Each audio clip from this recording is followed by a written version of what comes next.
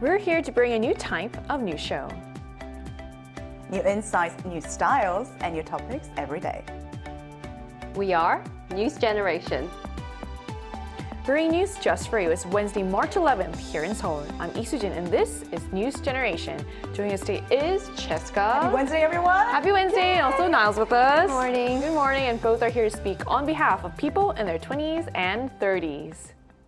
So we're right in the middle of the work week, and to help us shake off that midweek slump, we're taking a little trip back to our school days. So both of our panelists today are actually decked out in school uniforms, which probably will already bring back a lot of memories for many people. So Cheska, did you have to wear a school uniform growing up, and how did you feel about wearing a uniform? Yes, so in the opening, I emphasized new style. So as you can see, we are decked out in school uniform. And yes, I did, because I transferred a lot of schools, even across continents. So I was in Korea and both in New Zealand, and there were some very interesting things about these two different types of uniforms. I think in New Zealand, they were sort of very active wear.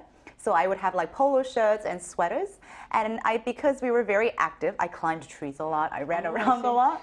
We were actually able to wear our gym clothes and only wear formal in very special occasions.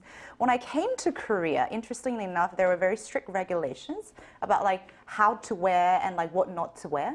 And I do remember they were more fitted, like very formal style. So I felt more ready and sort of formal when I went to school. And when I actually went to America, uniforms were not very common. They were only available in private schools. And in public, there was rarely any dress code, so people could wear whatever they wanted. Yeah. Right, for the schools in New Zealand, then how long do they have to wear, when did they start wearing school uniforms? Oh, actually, that's a really great question. So I have younger siblings, and they started school in like kindergarten, and they actually had a uniform since kindergarten. Oh, I see. But it wasn't like a preppy style, it was like a polo shirt and a nice little cute pants, which actually brings the point of our parents having to spend quite a lot of money on having to buy uniforms because people grow so fast when you're young. That's so interesting because it looks like every country and every culture is a bit different. Because Korea also has uniforms, but I don't think usually people start when they're kindergarten start wearing uniforms. No, it's interesting. you're right. So what about you, Niall? You know what? I actually went to a school that started with uniforms from kindergarten and on too, but this was in Canada. It wasn't a full-on uniform either. It was actually a dress code with polo shirts and a logo from the school, and they would wear jeans. Jeans were part of the uniform, but it would start as early as kindergarten and on to whenever the school ended, 6th grade. And then on, I also transferred to different schools, but they all had a casual variety of options for school uniforms with logos on t-shirts, hoodies, sometimes even on skirts, and sweaters kind of like this one. And in high school, I actually didn't have uniforms, but there were dress codes, very specific ones. Straps can be 2 fingers long, or 2 inches above the knee is the shortest the skirt can be, and you know, closed-toe shoes for school days and things like that. But I did wish I had uniforms that were as pretty as the ones that I see in Korea these days. I mean, I also grew up, I actually went to international school in Korea, and I grew up also, you know, with the dress code. I remember thinking how somehow dress codes feel more conservative than uniforms do because of the rules that are there. Because they're so specific, right? Yeah, and there's like different colors you can wear, stuff like that. So yeah, there's a lot to talk about this. So, but first, let's take a look at the screen.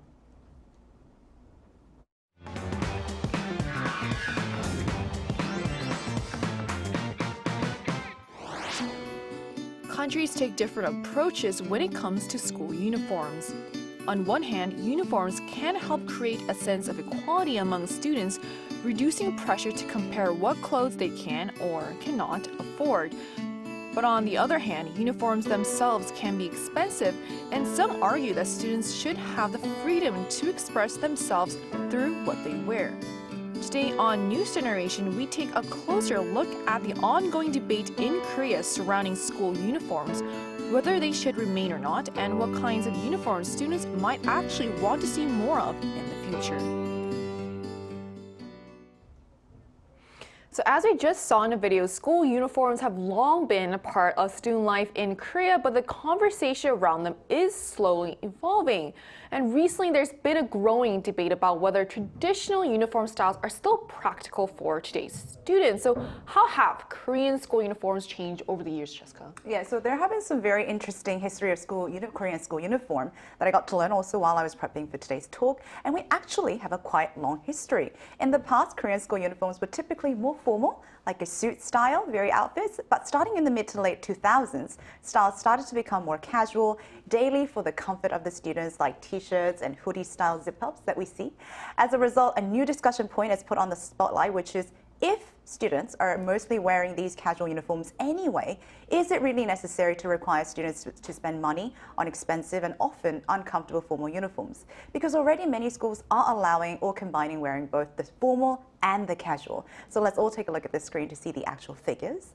Now, according to a survey by the School Office of Education, more than 70% of middle and high schools in Seoul are already using a mixed system of allowing both formal and casual uniform. Now, if you look at the screen on the other hand, less than 10% of schools are requiring only school uniform. So accordingly, the Ministry of Education is also reportedly moving toward phasing out the formal style uniforms so that students and family can have more practical and affordable alternatives, which I think is a great way to go, personally. Yeah. Right, so while traditional blazer style uniforms still exist, many schools are now introducing more comfortable daily wear. But another issue that keeps coming up is in the debate is the cost of these uniforms. So why have school uniform prices become such a big issue in Korea, Niall? Because they are very, very expensive. They really are. Yeah, and they're also known as, in Korean, we say 등골 breakers, or I guess loosely translated backbreakers for parents, just because of how expensive they are. And although most local governments do provide financial aid for the uniforms, students wear them daily, which means they have to purchase multiple sets and different types of uniforms, which still places a huge financial burden on the parents. In response to this, the Ministry of Education announced that it will conduct a nationwide survey of uniform prices until the 16th and plans to set a maximum price limit for each uniform item that within the first half of this year. I mean, that does sound like a good idea. So even with government support, however, the overall cost can still be a burden for many families. And with concerns about comfort and cost, some people have even begun questioning whether they should exist at all. So what do you think about calls to abolish school uniforms, Jessica? Yeah, because I absolutely agree with Niall, because as a student who had to buy multiple expensive uniforms, not just for myself, but as I told you, I had two other younger Multiple siblings. continents. Yeah, multiple continents, multiple siblings. So we couldn't share them. But I'm all for affordability and practicality. Sometimes the cost can be a huge burden. But I think speaking of the core function of the uniform itself, there's a strong sense of quite literally, quote, unity that comes from wearing the uniform. It not only represents, but also protects a minor from society as an identification. And deriving from my own experience of studying in America when there was no dress code, there were some students who actually spent a lot of time and money on outfit choices. I mean, yes, it is personal freedom, but in a school setting, I think it can protect sensitive teenagers from visible economic and physical differences. And personally speaking, I absolutely loved having the uniform, because in the morning when you're rushing just to catch that school bus, I didn't have to think or choose what to wear, and it also sort of gave me a sense of who I am as I was wearing what represented the school. Yeah. That is a really good point. Uniforms can create a sense of belonging, even reduce visible economic differences among the students. But at the same time, others have believed that uniforms may limit students' freedom of expression. So why do some people now support getting rid of school uniforms then? Yeah, it's interesting that Cheska mentioned this about belonging, but many feel that school uniforms themselves restrict the students of their individuality and autonomy. And in addition, the differences in consumption are already visible through items such as padded jackets or accessories that they wear. And because uniforms are expensive and often uncomfortable, there have been growing calls to abolish them altogether. Right. So that's an interesting perspective. So even though uniforms were originally meant to reduce differences among students, some argue that they might actually limit individuality instead. So we also wanted to hear directly from our viewers. We ran a poll on the IDN News YouTube channel asking, what are your thoughts on school uniforms? So here's what the results showed. About 59% said uniforms should remain because they promote unity and a sense of belonging among the students. Meanwhile, 26% favored maintaining only more casual style uniforms rather than traditional formal ones. On the other hand, 15% said uniforms should be abolished altogether, arguing they're often expensive and uncomfortable. So while the majority still want uniforms to stay, there's clearly a growing interest in making them more practical and comfortable for the students wearing them. And to also gain a global perspective on this issue, we're going to talk to someone who's also from a country where many schools require students to wear uniforms. And that conversation will take place right after the break, so don't go anywhere.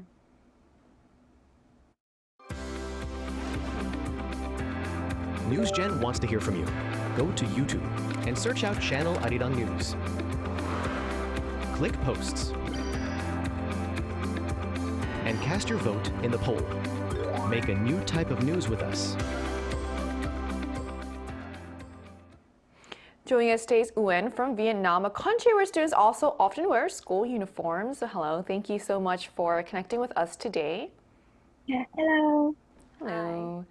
So Nguyen, can you describe what your school uniform looked like and how did you feel about wearing it growing up? Actually, you know what? Right now, I'm wearing my high school uniform shirt here.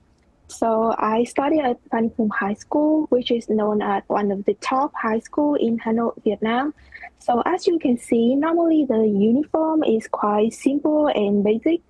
Usually includes here like a white shirt with a school logo, long navy pants or navy skirt, and a school jacket for winter.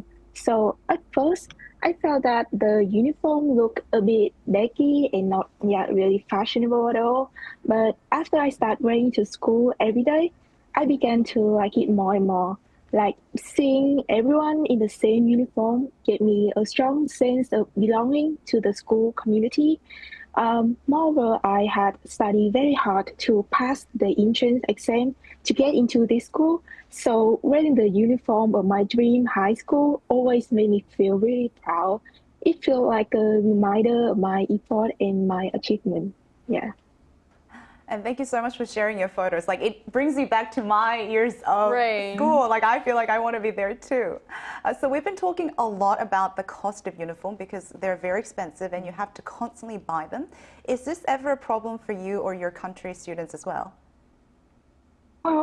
I think in general, school uniform are usually sold at a reasonable price, since they are required for every student.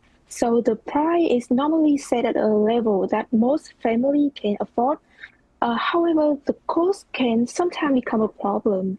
This is because some schools require more than just the basic uniform. Like for example, students may need different uniform for certain subject or sport or school activities. As a result, students may have to buy like several additional items beside the basic uniform. When all of these could add up, it can become quite expensive for some families. Wow, okay. Lastly, what do you see as the pros and cons of school uniforms? Well, I think school uniform have both pros and cons, yeah. So first, one advantage is that for me, they make getting ready in the morning much easier. I mean, yeah, I didn't have to spend time thinking about what to wear every day when go to school. And second, uniform have create a sense of equality among students. Since, everyone wears the same clothes, they less pressure to compare about fashion or brand with our peers. And school uniform can also represent the identity and image of the school. However, there are some disadvantages as well. So one drawback is that students cannot really express their personal style or individuality. Another problem, I guess, is the quality of the fabric is sometimes not very good because, the price need to stay affordable for everyone. As a result, the uniform may feel uncomfortable in extreme weather, like when it's too hot or too cold. So overall, I think uniforms are practical, but it would be great if school allow a little more flexibility for comfort and personal expression. I guess no matter where you are in the world, finding the right price, the right quality is it's a very challenging task. All right, thank you so much for sharing your photos with us and for joining us today. Yeah, thank you. Have a nice day. Bye. You too. Bye. So we just spoken with someone from Vietnam about what school uniforms look like there, how much they cost, and the pros and cons of wearing them. And here in Korea, uniforms have also sparked a debate in recent years. So have there been controversies? What have been the controversies specifically around Korean school uniforms, Jessica? I think it definitely has to do with gender because different uniforms based on gender had different designs and styles. Most of Korean school female uniforms were skirts, and I too remember that I had to wear a very tight pencil skirt when I was in middle school. So I wasn't very comfortable. And to eliminate this gender discrimination in terms of outfit choices, now most schools actually allow pants and shorts, which I personally think is very great because there's much more flexibility and mobility. I think providing more options is really important. And also concerns about gender stereotypes has even influenced how uniforms are being designed. And interestingly, Korean school uniforms have also gained attention overseas. So how are school uniforms viewed by people both domestically and abroad these days now? I actually saw on one social media poll that Korean school uniforms ranked among the most attractive of uniforms. And I personally agree. Japanese teenagers even like them and sometimes wear them for photos because of how cute they are. And speaking of photos, even here in Korea, sometimes adults wear school uniforms when they visit amusement parks, and even for students, there's discounts if you wear them. Yes. And it's not just this uniform, but it's actually a symbol of, I guess, nostalgia and going back to your youth. And it's not just the modern ones. There's also the vintage uniforms that people wear, and it puts you into that moment. So that's my view on uniforms these days. It's like traveling down memory lane, right? It really is. Exactly. It really is. So uniforms have taken on a kind of symbolic or nostalgic meaning for many people. And looking ahead, the conversation is also shifting toward what uniforms could look like in the future. So what kinds of school uniforms would you like to see more of personally, Jessica? I mean, definitely more affordable because I think price is something we talked about a lot. And students do grow fast and we need a lot. So I would say even reusable or environmental friendly. That's a good idea. Yeah, would be a great option. But I also think comfort, as we talked about with our interviewee, is very, very important, as Niall will add a little bit more. Teenage years are full of changes, physically and emotionally. And when I was in Korea, the uniforms were incredibly fitted and too formal and sometimes too tight. And it felt almost unfair to some students in terms of comfort, mobility, and even physical fit. And I even remember that some students being unfairly bullied because of how the uniform looked on them.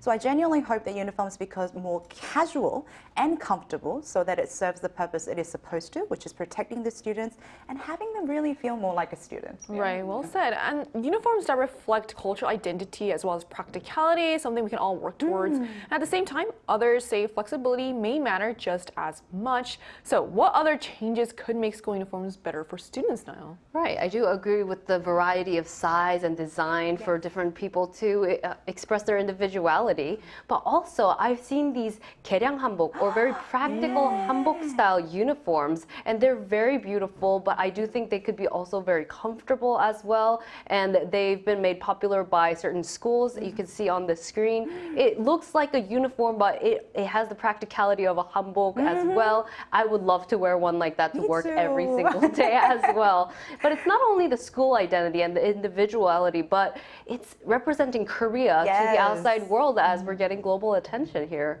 And as you said, if Korean uniforms are becoming so popular and they're ranked so high, why don't we add a little bit more Korean flair to bring up? I love that. Yeah. Right, represent Korean culture and traditional clothes. Exactly. So school uniforms have long been a part of student life in many countries, including Korea. But as student needs and social values evolve, the conversation around what uniforms should look like is also changing. And moving forward, it looks like there will be a greater emphasis on personal expression and practicality for today's students. And that brings us to the end of today's episode of News Generation. But News Gen will be back tomorrow at 10:30 a.m. Korea time with more stories and discussions. A big thanks to Cheska. As always, my thank you. Coming in, and also Niall. Thanks for having me. And to our viewers, thank you so much for watching. And maybe this will inspire you to pull out your old uniform or maybe borrow one for fun. We are News Generation.